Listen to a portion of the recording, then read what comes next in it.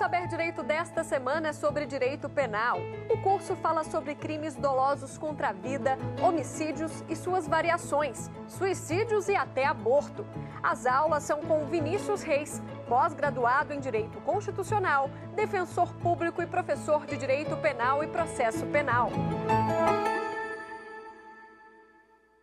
Amigos da TV Justiça, amigos que nos acompanham ao longo da semana com as aulas sobre crimes dolosos contra a vida, já é a nossa terceira aula e nas duas aulas anteriores o nosso conteúdo muito denso. Na primeira aula sobre homicídio simples, trabalhamos as características gerais do crime de homicídio, vimos ainda o homicídio privilegiado e na nossa segunda aula foi trabalhado o chamado homicídio qualificado. Então, homicídio qualificado, que está no 121, parágrafo 2º do Código Penal, vimos muitos detalhes sobre questões que têm sido acrescentadas à legislação e também acrescentadas à jurisprudência dos tribunais superiores. Agora, nessa terceira aula, vamos trabalhar com um tema que não é propriamente um crime doloso contra a vida, mas tem muita relação, que é o homicídio culposo, porque eu vou precisar diferenciar o crime culposo, o homicídio culposo, do homicídio doloso. E essa aula de número 3 vai ser dedicada a isso, a definir o que é o homicídio culposo, inclusive trabalhar com algumas situações para diferenciar o homicídio culposo do doloso, como, por exemplo, no racha automobilístico. Vou considerar o racha automobilístico como um homicídio doloso se ocorrer a morte de alguém ou vou considerá-lo como homicídio culposo?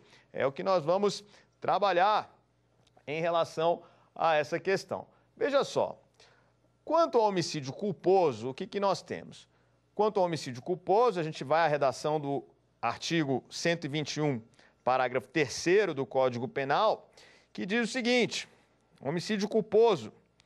Se o homicídio é culposo, a pena de detenção de 1 a 3 anos. O que a gente já vê aqui de diferente? Uma pena muito branda quando se fala de homicídio culposo, comparando com a do homicídio doloso. Se no doloso a pena é de 6 a 20, de reclusão, no culposo a pena é de 1 a 3 de detenção, ou seja, sequer se admite regime inicial fechado quando se fala de homicídio na modalidade culposa. De maneira que, no homicídio culposo, a situação é do agente que não tem a intenção de matar a vítima, mas acaba matando em razão de uma violação de dever objetivo de cuidado, ou seja, por uma imprudência, negligência ou imperícia, o resultado morte acaba ocorrendo, mas não era a intenção do agente matar a vítima. É importante diferenciar, fazer uma breve diferenciação sobre no que consiste a imprudência, no que consiste a negligência, no que consiste uma imperícia. Quando falo de imprudência, estou falando de um atuar positivo do agente no sentido de se violar um dever de cuidado objetivo. Vinícius, como assim um atuar positivo? Eu digo uma conduta ativa no sentido de se violar um dever objetivo de cuidado. Então, se por exemplo, um motorista ele em alta velocidade atropela e mata uma pessoa, pratica um homicídio culposo. Tenho aí uma conduta ativa de violar um dever de cuidado, homicídio culposo caracterizado. No caso da negligência, eu tenho uma omissão por parte de alguém, ou seja, um atuar negativo que acaba gerando o resultado morte. Aí, pegando como exemplo o motorista, e os crimes de trânsito são excelentes para exemplificar crimes culposos, ainda no exemplo do motorista, o motorista que não faz a manutenção dos freios do seu veículo, por exemplo, que tem uma manutenção periódica, ele então é negligente em relação a essa manutenção, e isso acaba sendo a causa de um acidente de trânsito, matando uma pessoa, tem um homicídio culposo praticado por negligência. Na imperícia, por sua vez, eu tenho ou uma imprudência ou uma negligência sendo praticada no âmbito de uma profissão, arte ou ofício. É o caso do médico que, por exemplo, não esteriliza os instrumentos cirúrgicos de uma cirurgia e isso ocasiona uma infecção no paciente que gera a sua morte. Esse médico responderá por homicídio na modalidade culposa. Temos então o homicídio culposo naquela situação em que não há intenção de matar. Porém, com a violação do dever objetivo de cuidado, de um dever objetivo que pode estar na lei, pode ser um dever que as normas médicas imponham a um médico, por exemplo, pode ser um dever que as normas do Código de Trânsito imponham a um motorista, por exemplo, ou pode ser um dever que não tenha propriamente uma norma técnica escrita em algum lugar, mas seja uma norma de conhecimento de todos que se dedicam a determinada atividade. Por exemplo, não precisa estar escrito numa lei que um técnico, um eletricista, para instalar um ventilador de teto, que ele precisa parafusar da forma correta. Isso não precisa estar na lei, mas isso é uma técnica que ele utiliza na sua atividade, que não precisa estar tipificada em lugar nenhum e que, se for violada, isso implica na prática de um crime de homicídio culposo se aquilo ocasionar um resultado morte. Veja, portanto, que essa violação de dever objetivo de cuidado não necessariamente é algo tipificado em lei, podendo ser algo que vem dos costumes, desempenhados em determinado tipo de atividade. Isso pode ensejar a morte de alguém e, havendo imprudência, negligência ou imperícia, haverá o homicídio culposo caracterizado. Veja que, então, quando o agente pratica uma imprudência, uma negligência ou uma imperícia, isso ocasiona a morte de uma pessoa, a pena prevista no Código Penal é uma pena de 1 a 3 anos de detenção. E é curioso demonstrar que essa pena, se nós considerarmos o bem jurídico tutelado, é uma pena baixa quando comparamos com outros bens jurídicos protegidos pelo Código Penal, cuja violação implica numa pena alta, mais alta, que eu digo, em relação ao homicídio culposo. Quer ver? Homicídio culposo. Se um motorista em alta velocidade mata uma pessoa, pena 1 a 3 anos de detenção. Agora, no furto de um celular, a pena prevista no Código Penal é de 1 a 4 anos. É mais grave para o legislador e, veja, ainda pena de multa. Ainda com pena de multa acumulada num crime de furto, por exemplo. Então, para o legislador, é mais grave um furto de um celular, cuja pena varia de 1 a 4 anos de reclusão, admitindo inclusive o regime inicial fechado e multa, do que se o sujeito em alta velocidade matar uma pessoa e vai ter a pena de 1 a 3 anos de detenção, sem possibilidade, inclusive, de regime inicial fechado. Veja essa incongruência do nosso Código Penal. Nem estou discutindo se a pena é justa para esse ou para aquele delito, não é, a questão é a desproporção. Não estou discutindo quanto tem que ser de pena, mas a desproporção entre uma pena de um crime patrimonial, sem violência ou grave ameaça, cuja pena é mais alta do que a pena do homicídio culposo, 1 a 3 anos de detenção. Coisas a se repensar e, vindo aí um novo Código Penal, quem sabe termos esse tipo de alteração para que as penas sejam mais proporcionais dentro da realidade do nosso sistema. Então, o homicídio culposo, ele tem a sua maior incidência em relação aos crimes de trânsito.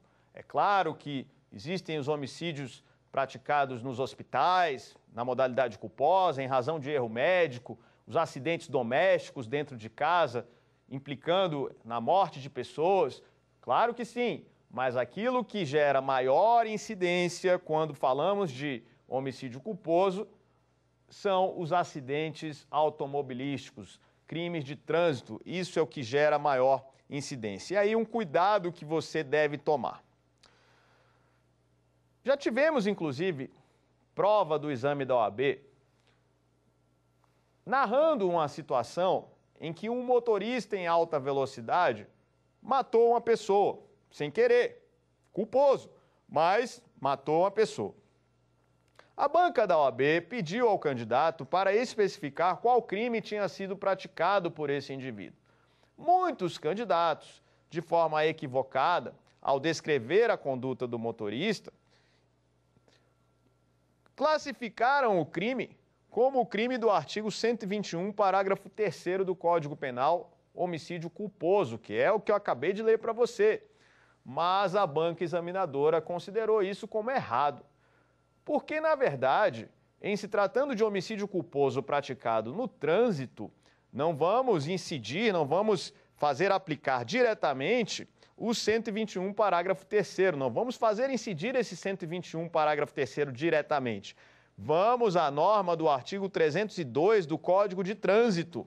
Vamos à norma do artigo 302 do Código de Trânsito. E lá, sim, vamos encontrar o homicídio culposo na direção de veículo automotor, inclusive com pena mais alta, se comparada à do homicídio lá do 121, parágrafo 3º.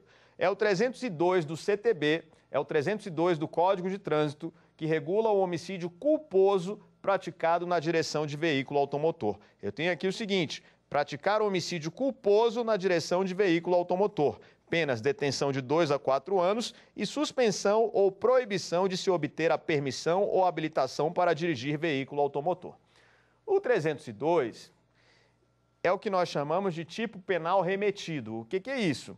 Esse 302, ele está dizendo assim, ó, praticar homicídio culposo na direção de veículo automotor. Ou seja, praticar aquele crime que está no 121, parágrafo 3º, praticar homicídio culposo, que é aquele crime que está no 121, parágrafo 3º, na direção de veículo automotor.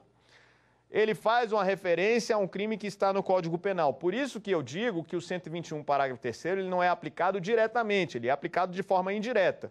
Porque eu pego o 302, que tem a situação específica do veículo automotor, e faço a remissão ao 121, parágrafo 3º. O 302 é classificado como um tipo penal remetido em razão dessa referência que é feita ao 121, parágrafo 3º.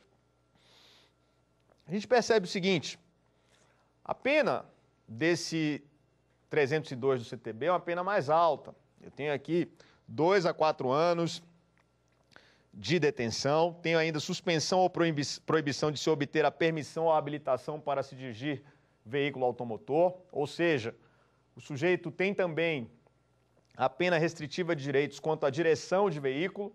Isso é aplicado para os crimes no âmbito da direção de veículo automotor.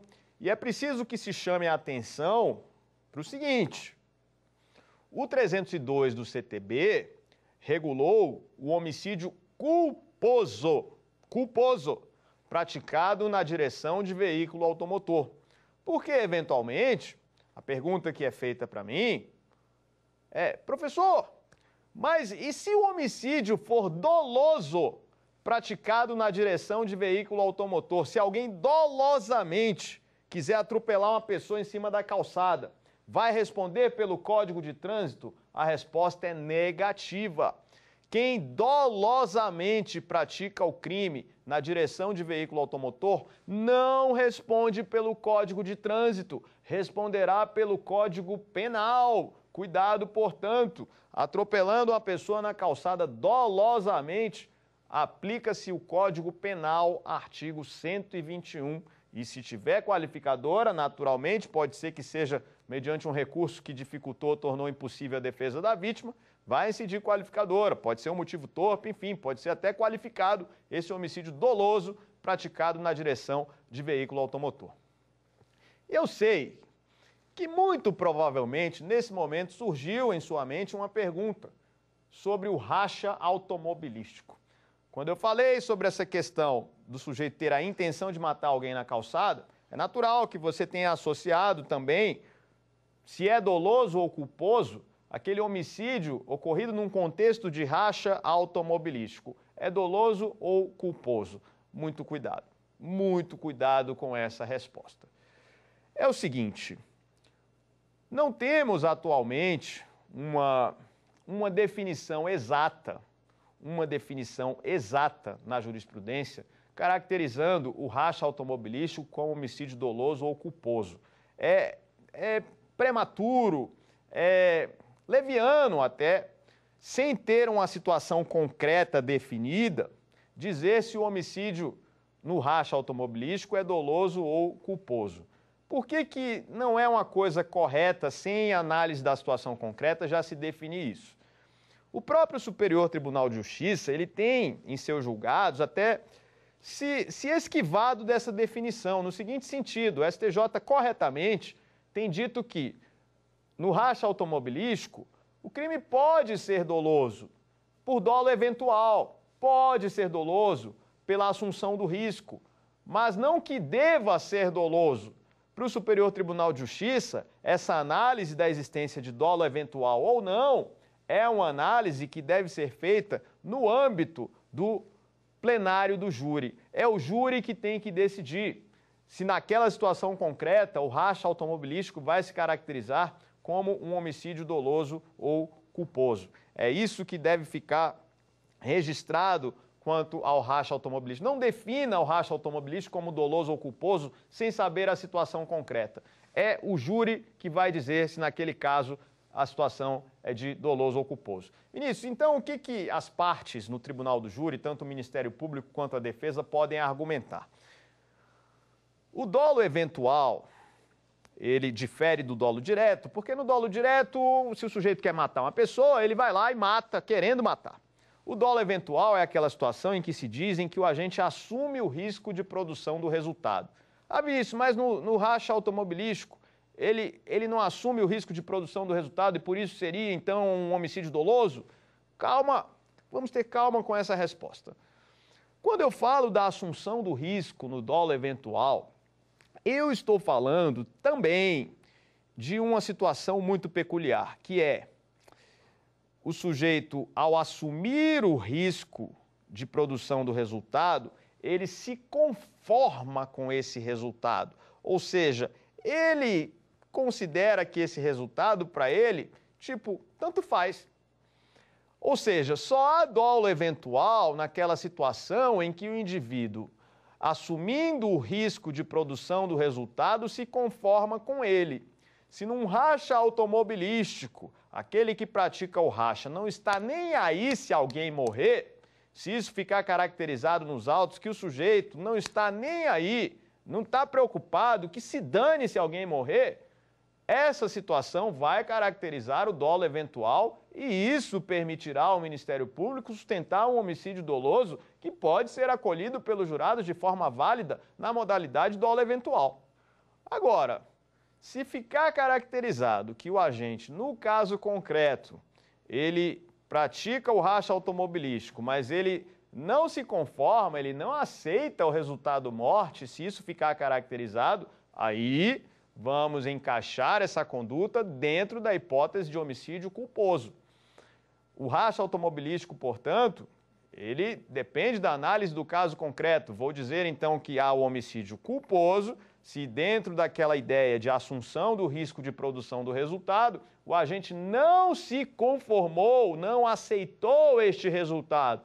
Isso caracteriza o crime culposo no racha automobilístico e a defesa, então, ficará mais à vontade para sustentar, nessa situação, a desclassificação para crime culposo, com a possibilidade maior de que isso seja acolhido pelos jurados, se este crime for parar no tribunal do júri, diga-se de passagem, porque essa análise já pode ser feita na primeira fase do procedimento do júri. Antes de ir para júri, o juiz já pode desclassificar para culposo, a depender da circunstância. Mas supondo que naquele momento ainda haja alguma dúvida, o juiz, então, remete o caso ao plenário do júri, pronuncia o réu para que seja julgado em plenário e aí as partes poderão debater se esse homicídio foi doloso ou culposo, conforme as circunstâncias do caso concreto.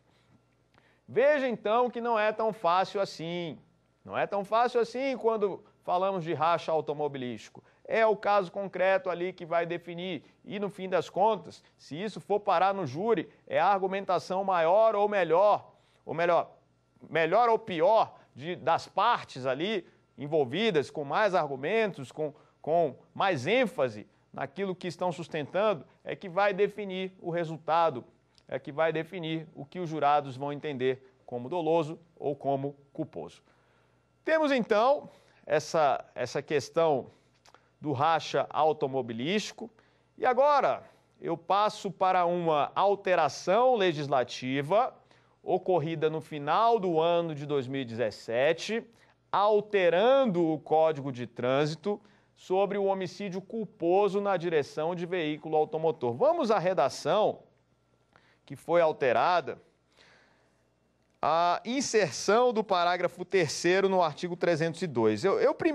Veja só, primeiro eu vou tratar aqui de algumas causas de aumento de pena no homicídio culposo na direção de veículo automotor. penas aumentadas de 1/3 até metade. Em quais situações eu vou ter aumento de pena? Aumento de 1/3 até metade. 1. Se o agente não possuir permissão para dirigir ou carteira de habilitação, ou seja, um não habilitado praticando o homicídio culposo na direção de veículo automotor, pena aumentada para ele, 1/3 até metade. Se praticar em faixa de pedestre ou na calçada, ou seja, atropelar as pessoas na calçada ou então na faixa de pedestre, aumento de pena. Se deixar de prestar socorro quando possível fazê-lo sem risco pessoal à vítima do acidente. Olha que importante aqui, ó. Aumento de pena se deixar de prestar socorro à vítima. E isso vai incidir, segundo o STJ, mesmo que a vítima já tenha falecido. Na verdade, só não incide essa causa de aumento se a morte for imediata e evidente. No caso de morte imediata e evidente, e quem matou não prestou socorro, não incide a causa de aumento. Mas se não for uma morte imediata e se não for evidente que a vítima morreu, se o sujeito não prestar socorro, incide a causa de aumento.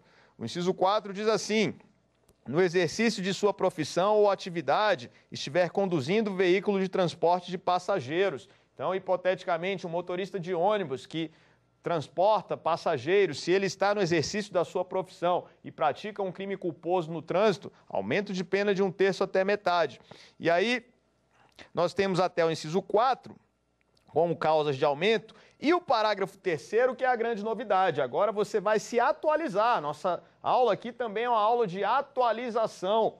No final de 2017, já no apagar das luzes do Congresso Nacional, foi inserido o parágrafo 3º na redação do artigo 302 do Código de Trânsito, que diz esse parágrafo 3º. Se o agente conduz veículo automotor sob a influência de álcool ou de qualquer outra substância psicoativa que determine dependência, pena reclusão de 5 a 8 anos e suspensão ou proibição do direito de se obter a permissão ou a habilitação para dirigir veículo automotor. Muito importante essa alteração legislativa, muito importante. A alteração legislativa trouxe uma pena maior, uma pena que aumentou consideravelmente para o que era, inclusive uma pena de reclusão, de 5 a 8 anos de reclusão, para aquele que, dirigindo veículo automotor no trânsito, mata alguém e está sob o efeito de embriaguez quando dirige o veículo.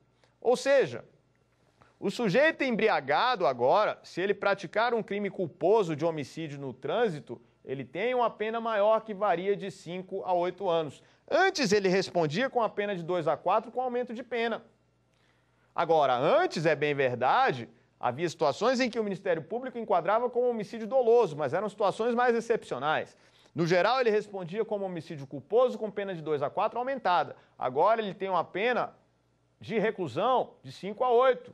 Tenho aqui, então, o homicídio culposo qualificado, com pena de 5 a 8 e reclusão. Antes a pena era de detenção, ou seja, não era cabível o regime inicial fechado. Agora, com a pena de 5 a 8 anos de reclusão, o regime inicial fechado é perfeitamente possível.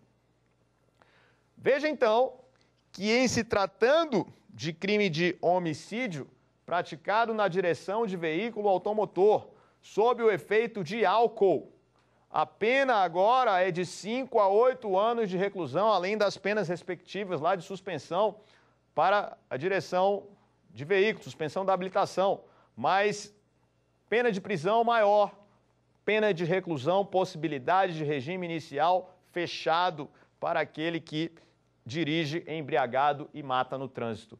Tenho, então, o artigo 302, novidade legislativa, isso aí esteja certo para aqueles que estão fazendo concurso público, para o profissional do direito que atua nessa área, e crime de trânsito é algo muito comum para quem atua na advocacia criminal. Preste atenção, alteração no Código de Trânsito 302, parágrafo 3º, inserido no final do ano de 2017. Veja, então, que fizemos uma abordagem do homicídio culposo em relação ao que está no Código Penal e também em relação ao que está no Código de Trânsito. E o que a gente vai ver agora? Vimos as causas de aumento que estão no Código de Trânsito, no 302, e E agora a gente volta um pouco para o Código Penal, para o 121, para ver as causas de aumento que estão no Código Penal. O Código Penal também traz causas de aumento para o crime de homicídio culposo, isso no parágrafo 4º do artigo 121. A gente tem o seguinte aqui, ó, causas de aumento para o culposo e para o doloso. 121, parágrafo 4º, diz assim: no homicídio culposo, a pena é aumentada de 1/3 se o crime resulta de inobservância de regra técnica de profissão, arte ou ofício, ou se o agente deixa de prestar imediato socorro à vítima, não procura diminuir as consequências do seu ato ou foge para evitar prisão em flagrante. Sendo o homicídio doloso, a pena é aumentada de 1/3 se o crime é praticado contra a pessoa menor de 14 ou maior de 60 anos. Vamos aqui para as majorantes do crime culposo, que é o nosso foco nessa aula agora. Primeira situação que a gente tem é se o crime resulta de inobservância de regra técnica de profissão, arte ou ofício. Significa que no homicídio culposo, se tivermos uma imperícia sendo praticada, um médico, por exemplo, que numa sala de cirurgia deixe de esterilizar os instrumentos cirúrgicos, o que ocasiona a morte da vítima, aumento de pena de 1/3, em razão da violação de uma regra técnica de profissão, arte ou ofício. Tenho ainda, se o agente deixa de prestar imediato socorro à vítima, e aí eu chamo a sua atenção novamente, essa majorante somente, ela incide primeiro, se o socorro for possível, porque ainda tem o seguinte: entendimento é de que se houver risco de linchamento e o sujeito por isso fugir, um risco concreto de linchamento, não é um risco abstrato, um risco concreto de linchamento, e por isso o sujeito fugir, não há a incidência dessa majorante. Agora é o seguinte: se ele deixa de prestar socorro porque viu de forma imediata e evidente que a vítima já está morta, também não incide a majorante. Mas se não há certeza da morte da vítima, ou se essa morte não é imediata, incide a majorante, é o entendimento que tem sido aí tratado pelo Superior Tribunal de Justiça como entendimento majoritário. Temos ainda, terceira situação aqui, se o sujeito não procura diminuir as consequências do seu ato. Veja só, se o sujeito então não procura diminuir as consequências do seu ato, se depois do crime ele não procura a família da vítima, ele não faz nada para ajudar, ele não pede desculpas, enfim, ele não faz nada para atenuar aquela conduta reprovável que ele teve, vai ter também aumento de pena de 1/3 para ele. Agora, se ele, posteriormente ao crime, procura a família da vítima, resolve ajudar financeiramente com alguma coisa, enfim, pede desculpas, tem uma postura humilde diante das consequências do crime, essa causa de aumento não vai incidir. Por fim, eu tenho ainda o aumento de pena para aquele que foge para evitar prisão em flagrante. Então, se o motivo da fuga do indivíduo foi para evitar a prisão, eu tenho também aumento de 1/3. Muita gente na doutrina questiona a constitucionalidade desse dispositivo, porque se o sujeito fugiu para evitar prisão em flagrante, é óbvio que, tendo praticado um crime, o sujeito não vai querer ser preso. Então, o fato dele ter fugido, para a maioria da doutrina, não pode ensejar para ele uma majorante, porque, na verdade, ele ter fugido para evitar prisão em flagrante não significa que ele não queira responder pelo crime. Veja, ele apenas não quer ser preso. Pode ser que ele tenha fugido, mas depois se apresente. E isso não pode gerar uma majorante, porque o indivíduo tem uma reação natural de não querer que sua liberdade seja cerceada. E a fuga do local do crime não necessariamente indica que o sujeito está querendo se furtar à aplicação da lei penal. Ele só não quer ser preso em flagrante. Isso não significa não querer responder pelo crime, são duas situações diferentes. Tenho então aqui esse parágrafo 4º, trazendo causas de aumento em relação ao crime de homicídio culposo.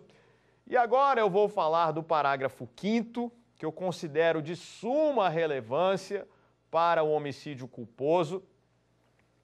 Esse parágrafo 5º trata de um instituto chamado de perdão judicial. É uma causa extintiva da punibilidade aplicável a alguns crimes da parte especial, dentre eles o homicídio culposo.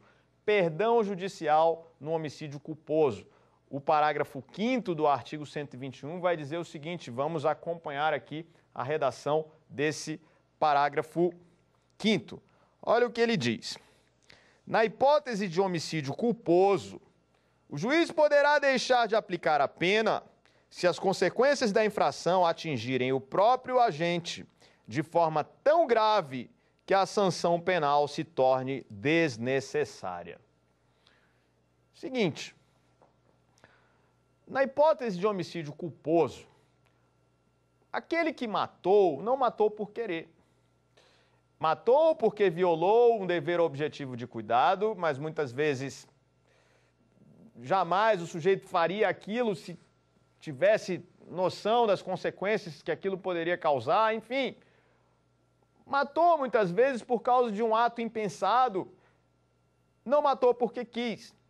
E, eventualmente, a morte pode ser até de alguém da sua família, das suas relações pessoais, de um amigo íntimo. De maneira que o parágrafo 5º está dizendo o seguinte, na hipótese de homicídio culposo, naquelas situações em que as consequências da infração forem tão graves para o próprio agente, o juiz, então, pode considerar como desnecessária a aplicação dessa pena. Vinícius, me explica isso aí. Então, vou dar alguns exemplos para que você compreenda a situação do perdão judicial.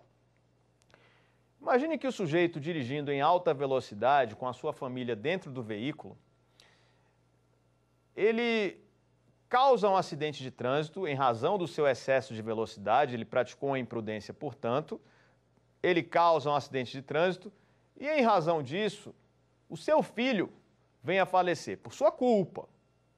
Ele causou o acidente e o filho dele que estava dentro do veículo vem a falecer.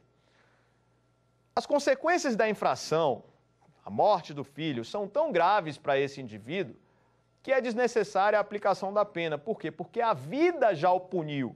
A vida já puniu esse indivíduo. Não seria razoável que, mesmo tendo ele causado um acidente de trânsito e isso ocasionado a morte do filho, que ele ainda fosse responder pelo crime em razão da morte do filho. Ele já perdeu o filho, teve consequências psicológicas em razão disso.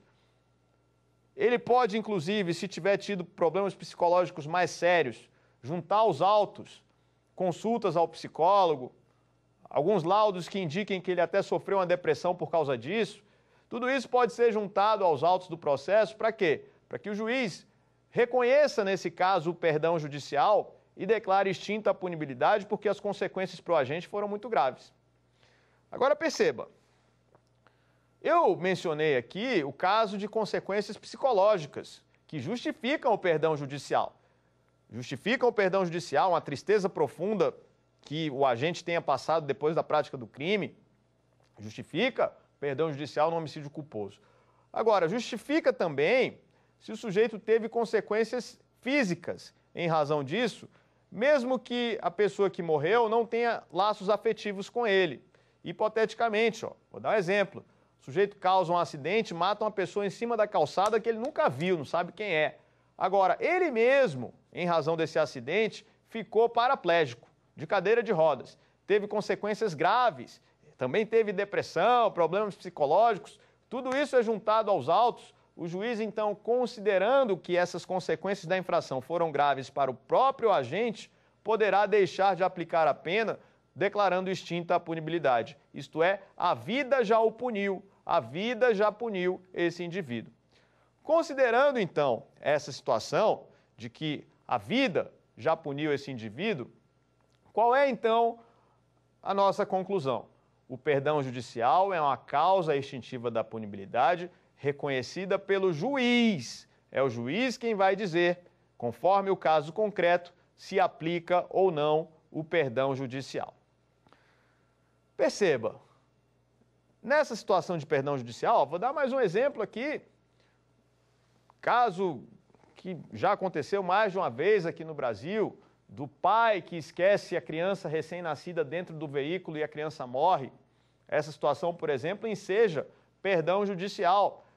Por mais que o pai tenha agido com negligência ou imprudência, conforme a situação concreta, por mais que isso tenha ocorrido, deve-se entender que o sofrimento do agente é suficiente. Por uma questão de política criminal, aplica-se a causa extintiva da punibilidade do perdão judicial e o agente, então, ele não terá uma sentença condenatória contra ele. Agora, o que eu quero deixar claro é o seguinte: o perdão judicial não exclui o crime. O fato é típico, antijurídico, existe culpabilidade. No entanto, a causa extintiva da punibilidade indica a desnecessidade de aplicação da pena. O crime ocorreu, porém, existe uma desnecessidade de aplicação da pena em decorrência do chamado perdão judicial. E aí, com a sentença declaratória do perdão judicial, e a natureza jurídica dessa sentença é uma sentença declaratória, com a sentença declaratória do perdão judicial, não há efeitos penais dessa sentença. Vinícius, como assim? Quem tem extinta a punibilidade em razão do perdão judicial não é considerado, por exemplo, como reincidente se vier a praticar um novo crime. Então, esse indivíduo que ficou paraplégico, tendo matado o próprio filho em razão de um acidente causado por ele, esse motorista, se vier a cometer um novo crime no futuro, ele não poderá ser considerado como um réu reincidente, porque aquela sentença que declarou extinta a punibilidade pelo perdão judicial, ela não terá efeito condenatório, não gerará efeitos penais de natureza condenatória para efeito de futura reincidência ou até maus antecedentes. Compreendeu isso aí? Temos então o perdão judicial como causa extintiva da punibilidade. Questão importante. O Código de Trânsito não previa o perdão judicial. O Código de Trânsito faz menção ao homicídio culposo, mas não previa o perdão judicial para quem pratica homicídio culposo na direção de veículo automotor. Entendimento dominante é de que, apesar de o Código de Trânsito não fazer previsão do perdão judicial, é aplicável o perdão judicial aos crimes cometidos no trânsito. Ou seja, o 121, parágrafo 5º do Código Penal incide em relação ao 302 do Código de Trânsito, homicídio culposo na direção de veículo automotor. Tem, então, possibilidade de perdão judicial quando falamos de crimes de trânsito. Perfeitamente possível, entendimento dominante na doutrina e na jurisprudência. O que a gente vai ver agora? Eu quero trabalhar com a situação do perdão judicial nos casos em que houver pluralidade de vítimas, nos casos de concurso formal de crimes quando há crime culposo. É isso que eu quero trabalhar agora. Situação concreta. Imagine que o indivíduo, ele tenha dado carona, ele como motorista, tenha dado carona para sua própria mãe e para uma amiga da sua mãe numa situação concreta. Deu carona para essas duas pessoas e causou um acidente de trânsito por erro dele. Imagine que, em excesso de velocidade, um acidente de trânsito ocorreu. Quem morreu?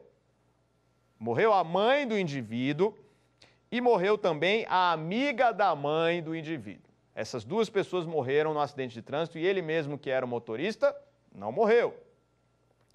Pergunta-se: o Instituto do Perdão Judicial deve ser aplicado para ambas? Será que tanto em relação à mãe dele quanto em relação à amiga da mãe, ele será beneficiado pelo perdão judicial? Ou será que ele só fará jus ao perdão judicial em relação à sua mãe, mas não em relação à amiga da sua mãe, por haver um menor laço afetivo, um menor vínculo afetivo com a amiga da mãe? O STJ tem tido o seguinte entendimento já em casos reiterados em que esse tipo de situação acontece.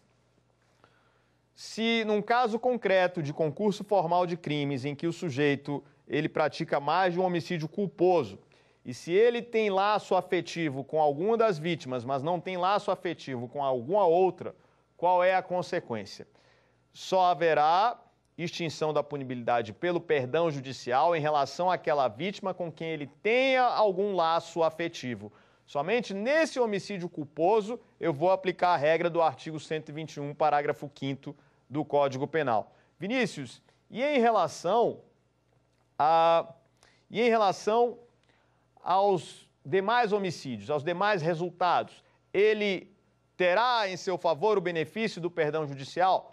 Resposta negativa, segundo o Superior Tribunal de Justiça. O benefício do perdão judicial não se estende em relação aos resultados atinentes à falta de relação íntima, de relação de afeto entre o agente que pratica o crime culposo e a vítima. Muito cuidado com isso, não há extensão dos efeitos do perdão judicial.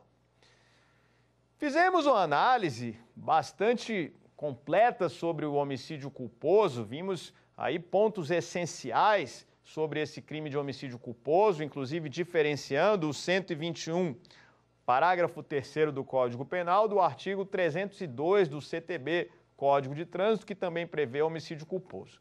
Mas é importante que você saiba que o homicídio culposo não é de competência do tribunal do júri. O júri só julga homicídio doloso. Inclusive, o júri julga homicídio doloso, seja ele consumado ou tentado. Em se tratando de homicídio culposo, não há que se falar de competência do tribunal do júri. O júri, segundo o artigo 5º, inciso 38 da Constituição, julga somente os crimes dolosos contra a vida. Cuidado, portanto, não há que se falar em competência do júri para homicídio culposo. Se houver racha automobilístico, a competência pode ser do júri até o momento em que se entenda que um dolo eventual pode estar presente. Na primeira fase do procedimento do júri, pode ser que o juiz entenda que há indícios da existência de um dolo eventual. Dolo eventual vai para o júri. Pode ser que no plenário do júri, o juiz então desclassifique o homicídio de doloso para culposo. E aí o que acontece? Se no plenário do júri tivermos uma desclassificação do homicídio doloso para culposo, entendendo-se, por exemplo, que em vez de dolo eventual houve um crime culposo, a competência para julgar esse crime sai dos jurados e passa ao juiz presidente. O juiz presidente, então, vai avaliar esse homicídio culposo, vai condenar ou absolver, a competência agora é dele até para condenar ou absolver, ou aplicar perdão judicial, se entender cabível o perdão judicial no caso concreto, e aplicar a dosimetria da pena relativa ao homicídio culposo. E ainda comparando o homicídio culposo que está no Código Penal com o homicídio culposo que está no Código de Trânsito, perceba que o homicídio culposo do Código Penal tem pena de 1 a 3 anos de detenção, enquanto o homicídio culposo na direção de veículo automotor, do artigo 302, tem pena de 2 a 4 anos e as respectivas penas de suspensão de carteira de habilitação. E, sendo o homicídio culposo em estado de embriaguez, a pena é de 5 a 8 anos de reclusão. O que eu concluo da diferença entre o homicídio culposo do Código Penal e o homicídio culposo que está no Código de Trânsito?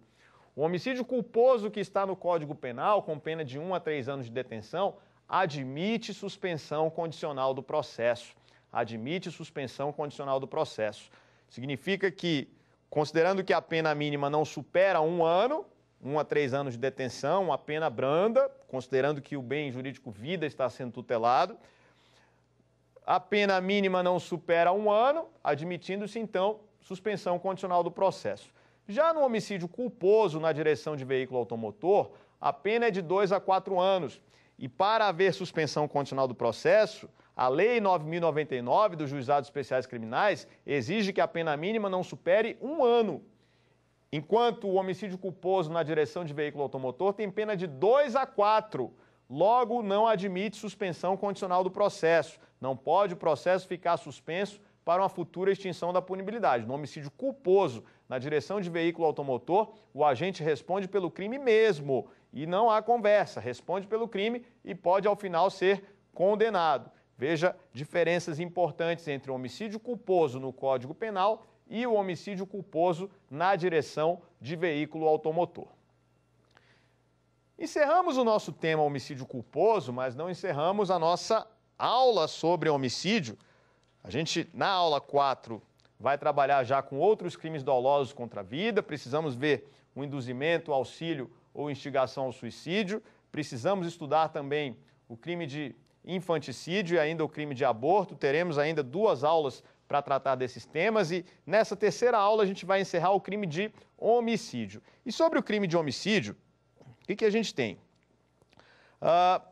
Esse crime, ele ficou muito grande depois de algumas alterações que ocorreram no Código Penal, com inserção do parágrafo 6º, com inserção do parágrafo 7º, feminicídio, policídio foram inseridos. O crime ficou bem grande em relação às qualificadoras, possibilidade de aumento de pena e tudo.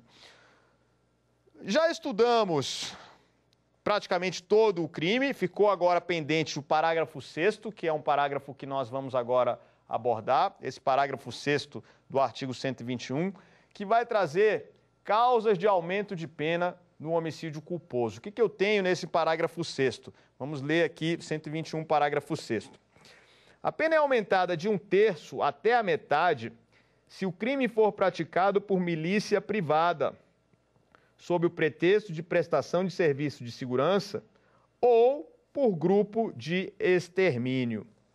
Seguinte, o Código previu um aumento de 1/3 até metade quando o crime é praticado por milícia privada.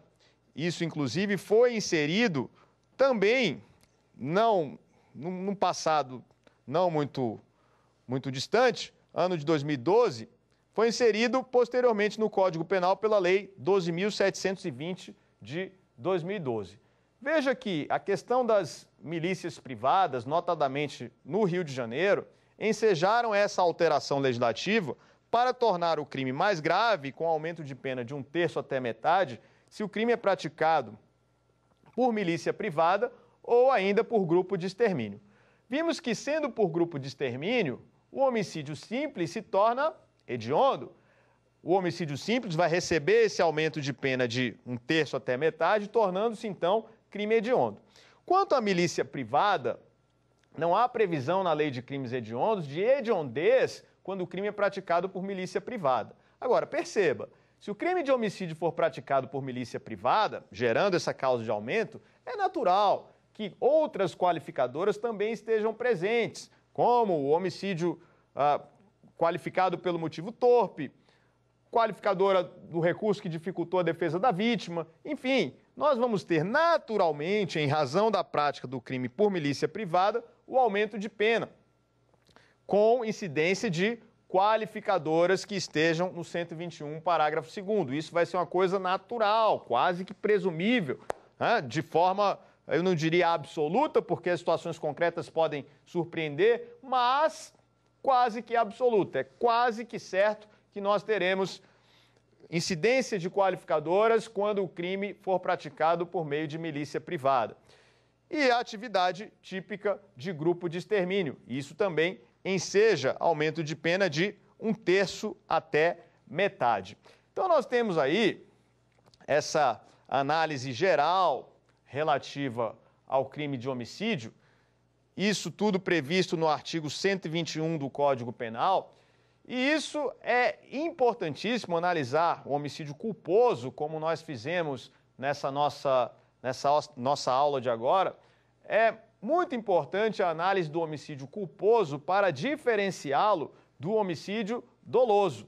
Então, o homicídio culposo, já vimos que é praticado por imprudência, negligência ou imperícia, diferenciando-se do homicídio doloso, em que o agente tem a real intenção de matar.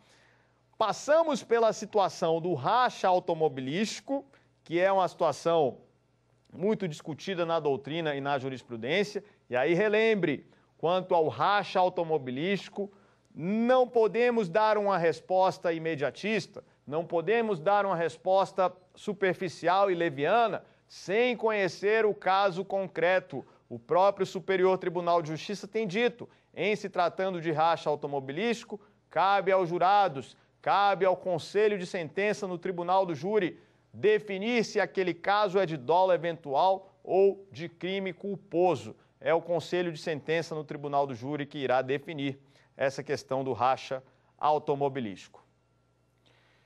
E nessa análise do homicídio culposo, algo que eu considero de suma relevância também é que você compreenda as hipóteses de perdão judicial cabíveis para o homicídio culposo. Veja que o perdão judicial ele vai ser possível naquelas situações em que as consequências para o próprio agente sejam tão graves que, por uma questão de política criminal, acaba sendo desnecessária a aplicação da pena. Mas, como eu disse anteriormente, o crime não é apagado. Na verdade, não se aplica a pena, ocorre extinção da punibilidade. Mas essa sentença declaratória de extinção da punibilidade, ela não gera efeitos penais, o agente não será considerado como réu primário, ou melhor, como réu reincidente, desculpem, ou réu com maus antecedentes, futuramente se vier a praticar um segundo crime.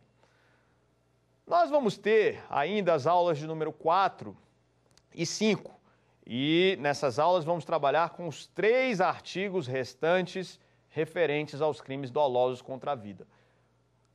Vamos trabalhar o delito de induzimento, auxílio ou instigação ao suicídio.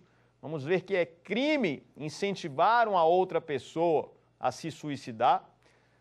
O nosso Código Penal não previu a tentativa de suicídio como crime. Veja que se alguém tenta se matar e não consegue, essa pessoa não vai responder por crime algum. Mas o Código Penal previu que a conduta de incentivar uma outra pessoa a se suicidar, isso configura crime. Isso configura crime. Inclusive, a gente teve recente polêmica aí da questão da baleia azul na internet, que crime é a baleia azul. A gente vai discutir isso também nas próximas aulas, o que pode ser considerado aí como a questão da baleia azul. Então, perceba, vamos trabalhar com induzimento, auxílio, instigação ao suicídio, vamos ver a questão do crime de infanticídio, vamos falar do estado puerperal no crime de infanticídio, que é um estado de psicose gravídica que a mulher, logo após o parto, entra e isso lhe impulsiona a matar o próprio filho. Com isso, ela pratica o crime de infanticídio e a gente vai ver por que esse infanticídio é considerado um crime menos grave do que o crime de homicídio. A gente precisa também trabalhar essa ideia do crime de infanticídio. E depois vamos trabalhar com um crime de suma relevância, isso já na nossa última aula, que é o delito de aborto.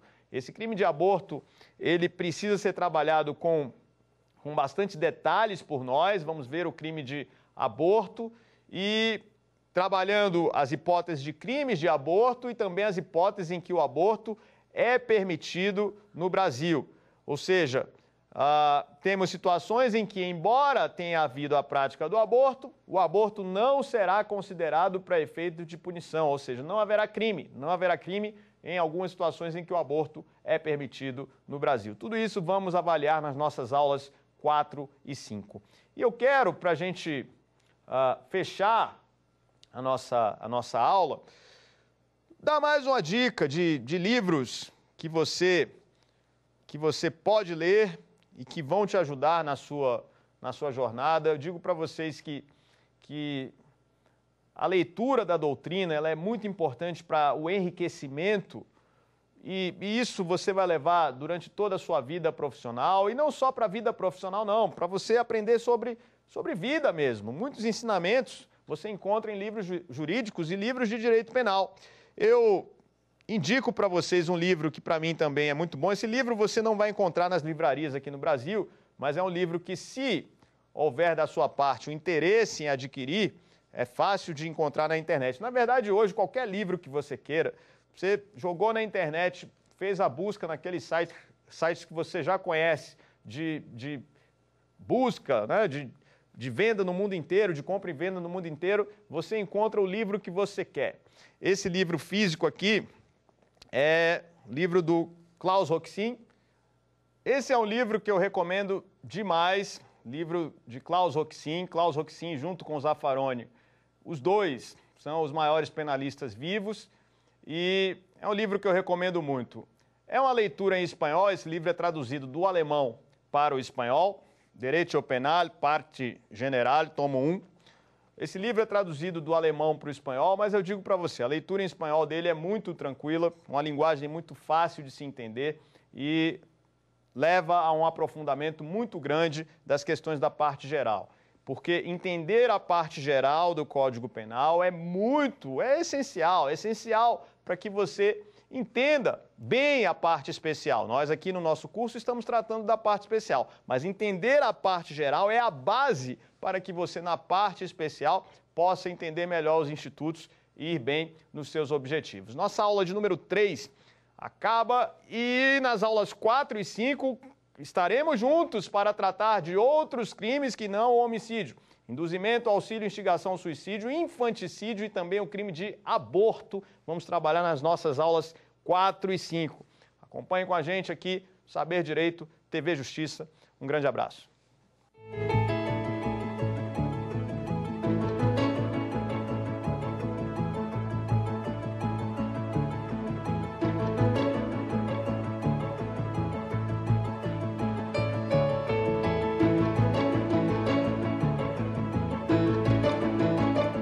Gostou das aulas? Qual tema você quer estudar aqui? Mande sua sugestão para o nosso e-mail saberdireito@stf.jus.br ou para o WhatsApp da TV Justiça. O número é este aí que aparece na tela. Você pode ainda estudar pela internet. É só acessar tvjustiça.jus.br.